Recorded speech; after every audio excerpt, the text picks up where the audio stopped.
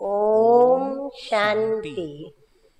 आज की तारीख है 28/5/17 और आज हम सुनेंगे मीठे मीठे अव्यक्त बाप दादा की रिवाइज कोर्स की मुरली। तारीख है उसकी 3/4/82 और आज की इस ज्ञान मुरली का शीर्षक है सर्वप्रथम त्याग है देह भान का त्याग। हमें बहुत सारी बातों का त्याग करना है, परंतु जितनी भी बातें त्याग करने योग्य है उसमें से सबसे पहला त्याग किस बात का हमें करना है? देह भान का त्याग वो सर्वप्रथम त्याग है। मीठे मीठे बाप दादा कहते हैं कि बाप दादा अपने त्याग मूर्त बच्चों को देख रहे हैं। हर एक ब्राह्मण आत्मा त्याग स्वरूप है, लेकिन जैसे भाग्य का सुनाया ना कि एक बाप के बच्चे होते, एक जैसा भाग्य का वर्षा मिलता, संभालने और बढ़ाने के आधार पर नंबर बन जाते हैं। अब एक बाप के बच्चे होते हैं तो हर एक को अपना भाग्य का वर्षा तो मिलता ही है, परंतु जो भाग्य मिला है उसको संभालना और उसको बढ़ाना, उसमें जो आगे नंबर लेता है तो इस प्रकार नंबरवार ही बन जाते हैं।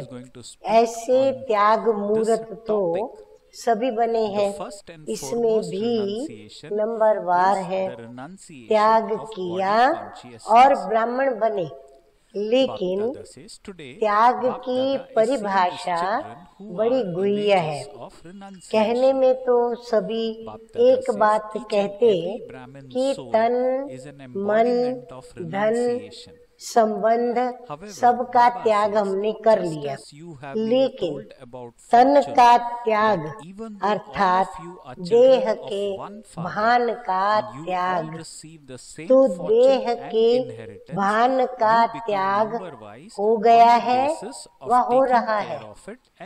मीठे मीठे बाप दादा हम बच्चों से पूछ रहे हैं कि त्याग देह भान का हो गया है क्या धीरे धीरे होता जा रहा है? त्याग का अर्थ है किसी भी चीज को व बात को छोड़ दिया, अपनेपन से किनारा कर लिया, अपना अधिकार उस पर समाप्त हुआ। जिसके प्रति त्याग किया वो वस्तु उसकी हो गई। समझो आज हम किसी भी अपने मित्र संबंधी में से, भाई हमने माँ के खातिर ये खाना छोड़ दिया, हमने पिताजी के खातिर ये पहनना छोड़ दिया, तो बाबा कहते हैं जिसके प्रति त्याग किया तो वो चीज किसकी हो गई? उसकी हो गई। अब उसको हम त्याग में ऐसे रहें कि फिर से हमको वो चीज खाने को या पहनने को मन न करे। तो बाबा कहते एक बार छोड़ दिया तो छोड़ दिया। जिस बात का त्याग किया उसका फिर हम संकल्प भी नहीं कर सकते, क्योंकि त्याग की हुई बात संकल्प द्वारा प्रतिज्ञा की हुई बात फिर से वापस नहीं ले सकते। कायदा कहता है कि एक बार यदि हमने दृढ़ संकल्प कर दिया या हमने प्रतिज्ञा कर ली या हमने दिल से उस चीज को, वस्तु को, व्यक्ति को छोड़ दिया, तो बाबा कहते फिर वापस हम ले उनसे, ये कायदा नहीं कहता। जैसे हद के सन्यासी अपने घर का संबंध का त्याग करके जाते हैं और अगर वो फिर वापस आ जाए तो उसको क्या कहा जाएगा? नियम प्रमाण वो वापस आ नहीं सकते।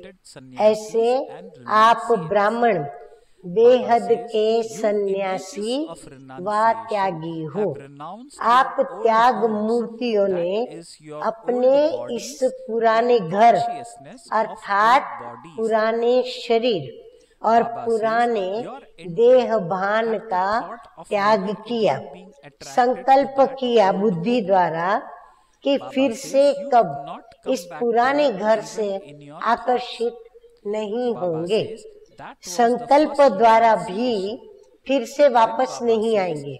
इतना हम अपने देह भान का त्याग करें। पहला पहला ये त्याग किया, इसलिए तो कहते हो कि देह सहित देह के संबंधों का त्याग, देह के भान का त्याग। तो त्याग किए हुए पुराने घर में फिर से वापस तो नहीं आ जाते हो। वायदा क्या किया है? तब तन भी तेरा, या कहा सिर्फ मन तेरा। बाबा कहते हैं हम बच्चों ने क्या कहा? तन भी तेरा, मन भी तेरा। ये तो नहीं कहा कि तन तेरा मन मेरा। पहला शब्द तन आता है। जैसे तन मन धन कहते हो, देह और देह के संबंध कहते हो, तो पहला त्याग क्या हुआ? तो बाबा कहते पहला त्याग हुआ तन का त्याग। तो वो पहले करना है।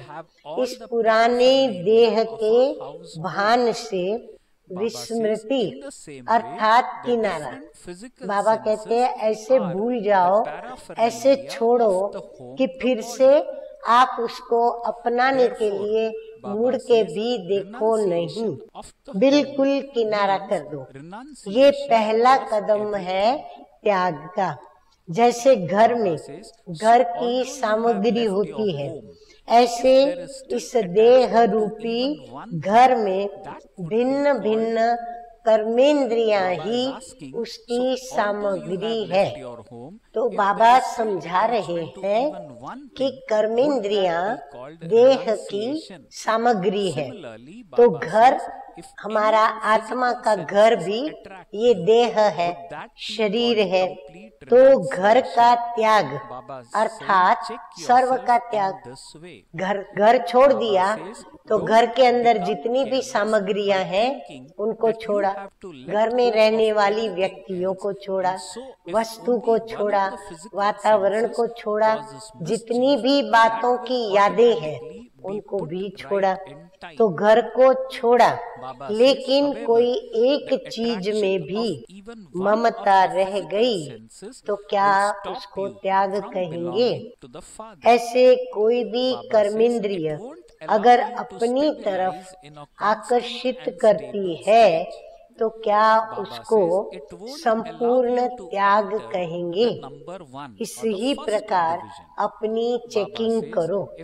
ऐसे अलबेले नहीं बनना कि और तो सब छोड़ दिया, बाकी कोई एक कर्मेंद्रिय विचलित होती है तो वो भी समय पर ठीक हो जाएगी। लेकिन कोई एक कर्मेंद्रिय की आकर्षण भी एक बाप का बनने नहीं देगी। तो बाबा कहते हैं ऐसे अलबेलेपन में आके ये मत सोचना कि ये तो निकल जाएगा। बाबा कहते नहीं, अगर एक भी कर्मेंद्रिय कमजोर रही तो वो बाप का बनने नहीं देगी, एक रस स्थिति में स्थित होने नहीं देगी, नंबर 1 में जाने नहीं देंगी। हर प्रकार से वो बात क्या करेगी?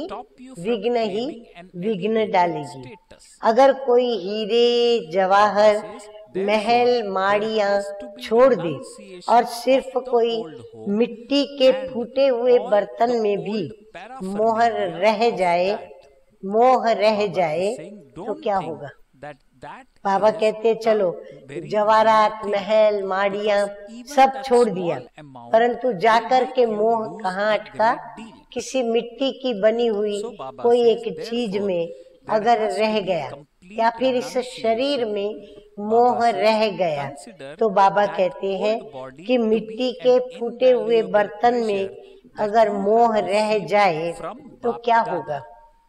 जैसे हीरा अपनी तरफ आकर्षित करता, वैसे हीरे से भी ज्यादा वो फूटा हुआ बर्तन उसको अपनी तरफ बार बार आकर्षित करेगा। न चाहते भी बुद्धि बार बार वहाँ भटकती रहेगी। ऐसे अगर कोई भी कर्मेंद्रियों की आकर्षण रही हुई है तो श्रेष्ठ पद पाने से वो बार बार क्या करेगी? नीचे नीचे नीचे ले आएगी। तो पुराने घर और पुरानी सामग्री सबका त्याग चाहिए। ऐसे नहीं समझो कि ये तो बहुत थोड़ा है, लेकिन ये थोड़ा भी बहुत कुछ गंवाने वाला है।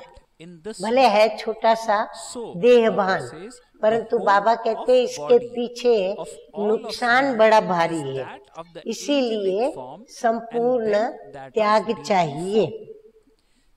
आगे मीठे मीठे बाप दादा कहते हैं कि इस पुरानी देह को बाप दादा द्वारा मिली हुई अमानत समझो। हाँ, इसीलिए बाबा युक्ति सिखाई है कि जो भी आपको इस संगम युग पर प्राप्त है, जैसे ये देह मिली है, कर्मेंद्रियां मिली है, खजाने मिले हैं, तो बाबा कहते हैं उसको सदैव क्या समझो? बाप दादा की अमानत समझो। खुद के शरीर और शरीर की जो भी प्राप्तियां हैं उसके लिए क्या सोचे कि ये सब बाबा की अमानत है। तो बाबा की अमानत समझने से हम ट्रस्टी बन करके चलेंगे। सेवा अर्थ हमको कार्य में लगाना है, और ये अमानत को यानी तन को मन को हमें किस में लगाना है? सेवा अर्थ बाबा के कार्य में लगाना है।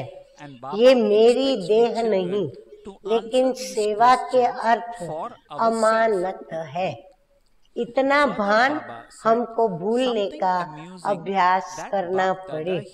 जैसे मेहमान बन देह में रह रहे हैं, हम ऐसी अपनी स्थिति बना ले कि हम जैसे इस शरीर में 2 पल के लिए कोई मेहमान आते हैं और निकल भी जाते हैं, तो बाबा कहते हैं कि अपने को मेहमान समझकर इस देह में तुम्हें रहना है।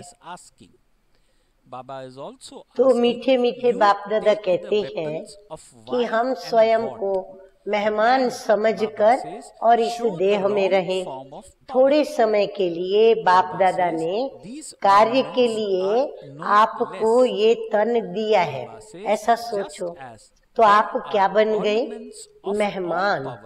मेरेपन का त्याग और मेहमान समझ महान कार्य में स्वयं को लगाओ। कि मेहमानों को क्या याद रहता है?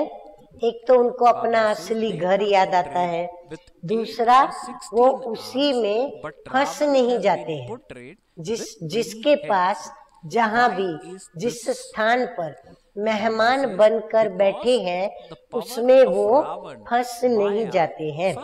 तो आप सबका ये शरीर रूपी घर भी ये फरिश्ता स्वरूप है, फिर वो देवता स्वरूप है, इसलिए उसको याद करो।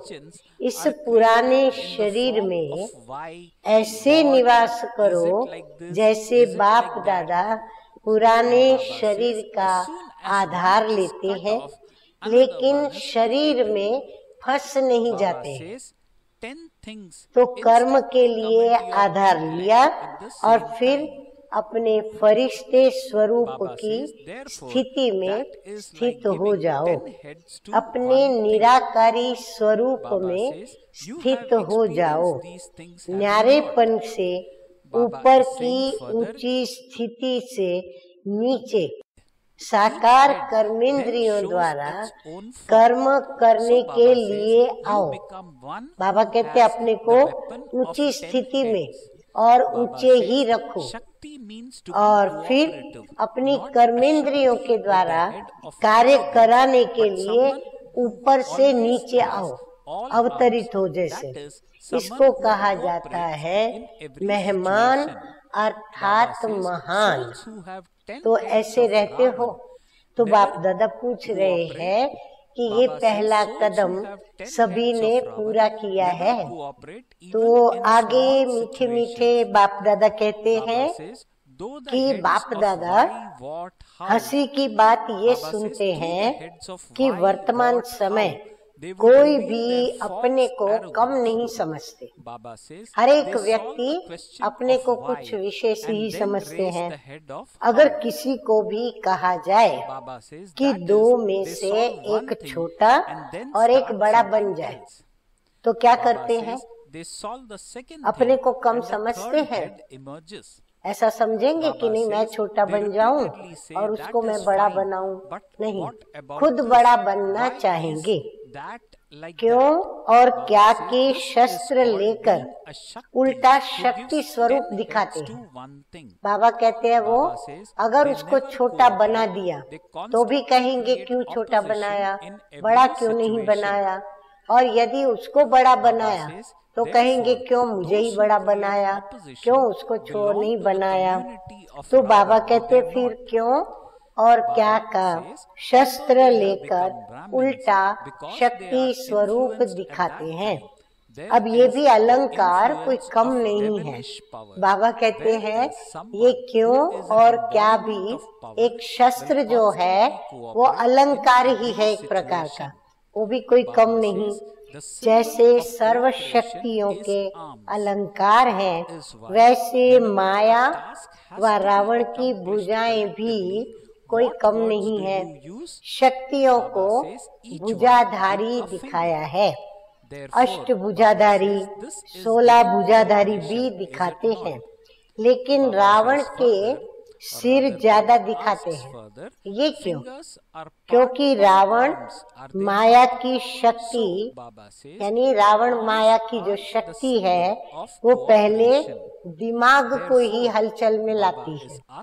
जिस समय कोई भी माया आती है तो सेकंड में उसके कितने रूप होते हैं, क्यों क्या ऐसे वैसे, जैसे कितने क्वेश्चन के सिर पैदा हो जाते हैं। एक काटते हैं तो दूसरा पैदा हो जाता है। एक ही समय में 10 बातें बुद्धि में फौरन आ जाती हैं। हाँ, सभी अनुभवी हैं इस बात से। तो एक बात को 10 सिर लग गए ना, 10 माथे लग गए। इन बातों का तो अनुभव है ना। फिर एक एक सिर अपना रूप दिखाता है। यही 10 शीश के शस्त्रधारी बन जाते हैं।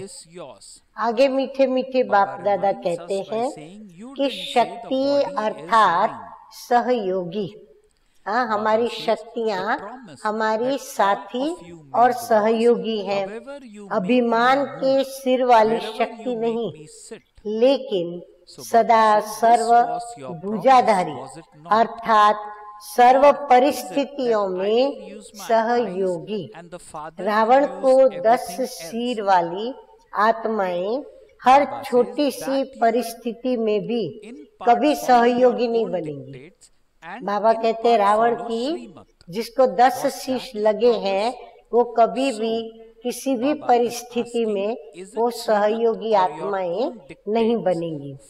क्यों क्या कैसे के सिर द्वारा अपना उल्टा अभिमान प्रत्यक्ष करती रहेंगी। क्यों का क्वेश्चन हल करेंगी तो फिर कैसे का सिर ऊंचा हो जाएगा। अर्थात एक बात को सुलझाएंगी तो फिर दूसरी बात शुरू कर देंगी। दूसरी बात को ठीक करेंगे तो तीसरा सिर पैदा हो जाएगा। बार बार कहेंगे कि ये बात तो ठीक है, लेकिन ये क्यों? कबूल भी करेंगे, परंतु स्वीकार करने के बाद भी कहेंगे कि ऐसा क्यों, वो क्यों। इसको कहा जाता है एक बात के 10 शीश लगाने वाली शक्ति। हाँ, वो तो माया रावण की शक्ति हो गई। वो सहयोगी कभी नहीं बनेंगे, सदा हर बात में ऑपोजिशन करेंगे, क्योंकि रावण के सिर की शक्ति आ गई तो सदा ऑपोजिशन करेंगे। तो ऑपोजिशन करने वाले रावण संप्रदाय के हो गए ना, चाहे ब्राह्मण बन गए, लेकिन उस समय के लिए आसुरी शक्ति का प्रभाव होता है, वो वशीभूत होते हैं और शक्ति स्वरूप हर परिस्थिति में, हर कार्य में सदा सहयोगी होंगे। जिसको रावण का सिर लग जाता है वो कैसे सहयोगी नहीं बन पाते, और जो प्रैक्टिकल में बाबा की याद में शस्त्रधारी आत्माएं हैं तो वो सहयोगी बनती है। सहयोग की निशानी ही भुजाएं हैं, इसलिए कभी भी कोई संगठित कार्य होता है तो क्या शब्द बोलते हो कि अपनी अपनी अंगुली दो। हाँ, अंगुली मांगते, तो ये सहयोग देना हुआ ना। अंगुली भी तो भुजा में है ना, तो भुजाएं सहयोग की निशानी है। तो समझा, शक्ति की भुजाएं और रावण का सिर। तो अपने को देखो कि सदा सहयोगी मूर्त है। त्याग मूर्त बनने का पहला कदम फॉलो फादर के समान किया है। बाबा कहते अभी अपना दर्पण चेक करो। ब्रह्मा बाप को देखा, ब्रह्मा बाप को सुना, संकल्प में मुख में सदैव बाप के क्या रहा? ये बाप का रथ है, तो आपका रथ वो किसका रथ है? क्या सिर्फ ब्रह्मा ने रथ दिया व आप लोगों ने भी रथ दिया? सिर्फ ब्रह्मा बाबा ने शिव बाबा को रथ दिया या आप लोगों ने भी बाबा को रथ दिया, यानी सौंपा? जैसे तन तेरा तो माना बाबा को दिया। ब्रह्मा का प्रविष्टा का पाठ अलग है, लेकिन आप सबने भी तन तेरा कहा, न कि तन मेरा कहा। आप सबका भी वायदा है, जैसे चलाओ जहाँ बिठाओ, ये वायदा किया है ना। वह आँखों को मैं चलाऊंगा, बाकी को बाप आप चलाए, ऐसा तो वायदा नहीं किया कि भाई हाथ को मैं चलाऊं, पाँव को बाबा आप चलाना, आँखों को मैं चलाऊं, मुख को आप चलाना। ऐसा वायदा तो नहीं किया। कुछ मन मत पर चलेंगे। बाबा कहते क्या करेंगे? कुछ मन मत पर चलेंगे, कुछ श्री मत पर चलेंगे। ऐसा वायदा तो नहीं है ना। बाबा कहते कहीं ऐसा तो नहीं सोचा है कि जहाँ अपने मन का करना है वहाँ हम मन मत पर चलेंगे, कहाँ बाबा को कहना मानना है तो हम श्री मत पर चलेंगे। तो ऐसा तो वायदा नहीं किया है ना बाबा से। तो कोई भी कर्मेंद्रिय के वशीभूत होना ये श्री मत है या मन मत है? तो मीठे मीठे बाप दादा पूछते हैं हम बच्चों से कि कोई भी कर्मेंद्रिय के वशीभूत होना ये श्रीमत है या मनमत है? तो समझा त्याग की परिभाषा कितनी गुह्य है, इसलिए नंबर बन गए हैं। अभी तो सिर्फ देह के त्याग की ही बात सुनाई है, आगे तो और बहुत है। अभी तो त्याग की सीढ़ियां बहुत है। ये पहली सीढ़ी की बाबा बात कर रहे हैं। त्याग मुश्किल तो नहीं लगता। हाँ, देखो रहमदिल बाप को, प्यार के सागर बाप को अपने बच्चों के प्रति कितना प्यार है, जो हम बच्चों की दिल ले रहे हैं कि बच्चे त्याग मुश्किल तो नहीं लगता, सबको छोड़ना पड़ेगा। अगर पुराने के बदले नया मिल जाए तो मुश्किल है क्या? हाँ, कोई हमारी पुरानी चीज लेके नई देवे तो वो मुश्किल है लेना? नहीं, वो छोड़ना भी मुश्किल नहीं होता। अभी अभी मिलता है, भविष्य मिलना तो कोई बड़ी बात नहीं, लेकिन अभी अभी पुराना भान छोड़ो और फरिश्ता स्वरूप लो। बाबा कहते हैं सतयुग त्रेता की बात लंबी हो जाती है, अभी अभी का ही अनुभव करो। जब पुरानी दुनिया के देह के भान को छोड़ देते हो तो क्या बन जाते हो? पुरानी दुनिया के देह भान को यदि हम आज छोड़ देते हैं तो हम क्या बन जाते हैं? Double light. बाबा कहते हैं ओरिजिनल आपका जो स्वरूप है वो प्राप्त होता है, अभी ही बनते हो। परंतु अगर न यहाँ के न वहाँ के रहते हो तो फिर मुश्किल लगता है, न पूरा छोड़ते हो न पूरा लेते हो, अधमरे हो जाते हो। इसलिए बार बार लंबा श्वास उठाना पड़ता है। कोई भी बात मुश्किल है तो लंबा श्वास उठता है। मरने में तो मजा है, लेकिन पूरा मरो तो मरो। लेकिन बाबा कहते हैं पूरा मरो। लेने में कहते हो पूरा लेंगे, और छोड़ने में मिट्टी के बर्तन भी नहीं छोड़ेंगे, इसीलिए मुश्किल हो जाता है। वैसे तो अगर कोई मिट्टी का बर्तन रखता है तो बाप दादा भी रखने देते, बाप को क्या परवाह है, भले रखो। लेकिन स्वयं ही परेशान होते हो, इसलिए बाप दादा कहते हैं कि छोड़ो। अगर कोई भी पुरानी चीज रखते हो तो रिजल्ट क्या होगी? बार बार बुद्धि भी उन्हों की ही भटकती है, फरिश्ता नहीं बन सकते। इसलिए बाप दादा को और भी हजारों मिट्टी के बर्तन दे सकते हैं। बाबा कहते हैं आपको हजारों बर्तन ब्रह्मा बाबा दे सकते हैं, कितने भी इकट्ठे कर लो, लेकिन जहाँ किचड़ा होगा वहाँ क्या पैदा होगा? कचड़े में तो जीव जंतु ही दुखदाई पैदा होते, मच्छर, विशेष मच्छर। और मच्छर किसको काटेंगे?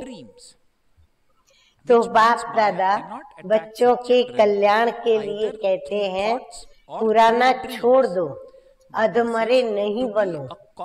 मरना है तो पूरा मरो, नहीं तो भले ही जिंदा रहे। मुश्किल है नहीं, लेकिन मुश्किल बना देते हो। कभी कभी मुश्किल हो जाता है, जब रावण के सिर लग जाते हैं तो मुश्किल होता है। रावण का सिर लगा तो नेचुरली है, वो हमारी अपनी बात तो हुई नहीं। जब भुजाधारी शक्ति बन जाते हो तो सहज हो जाता है। हाँ, एक तरफ देखो बाबा कहते हैं कि रावण के जिनको सिर लगे हैं उनको देखो, और एक तरफ जिनको भुजाएं, जो बाबा की भुजाएं शिव शक्तियां हैं, अगर उनको खड़ा कर दो तो दोनों में मुश्किल किसको लगेगा? रावण को ही मुश्किल लगेगा। लेकिन भुजाधारी स्त्री शक्ति जो है उसको किसी भी प्रकार की हानि नहीं होती है। सिर्फ एक कदम सहयोग देना और पद्मा पद्म कदमों का सहयोग मिल जाता है। लेकिन पहले जो एक कदम जिसको देना पड़ता है उसमें वो घबरा जाते हैं। बाबा कहते हैं लेकिन पहले जो एक कदम देना पड़ता है उसमें सब घबरा जाते हो, मिलना भूल जाता है, देना याद आ जाता है। लेकिन इसीलिए मुश्किल का अनुभव होता है।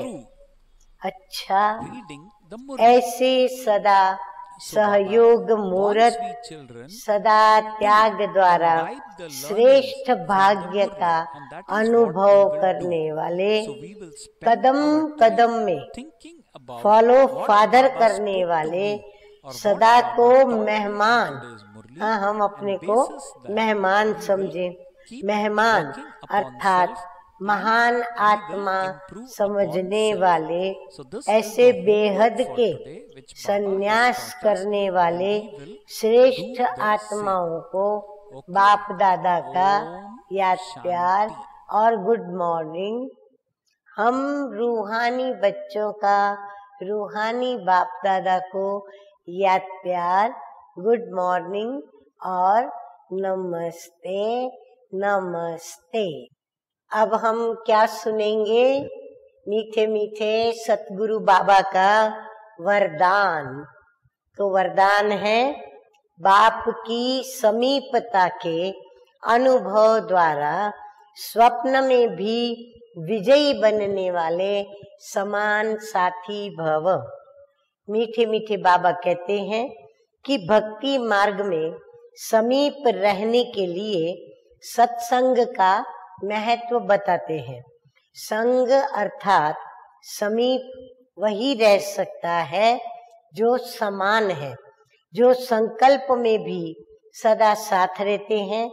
वो इतने विजयी होते हैं जो संकल्प में तो क्या, लेकिन स्वप्न मात्र भी मायावार नहीं कर सकती। हाँ, कितनी ऊंची बात हो जाती है। तो सदा माया जीत अर्थात सदा बाप के समीप संग में रहने वाले कोई की भी ताकत नहीं जो बाप के संग से अलग कर सके। अच्छा स्लोगन है, सदा निर्विघ्न रहना और सर्व को निर्विघ्न बनाना, यही यथार्थ सेवा है। अच्छा, ओम शांति।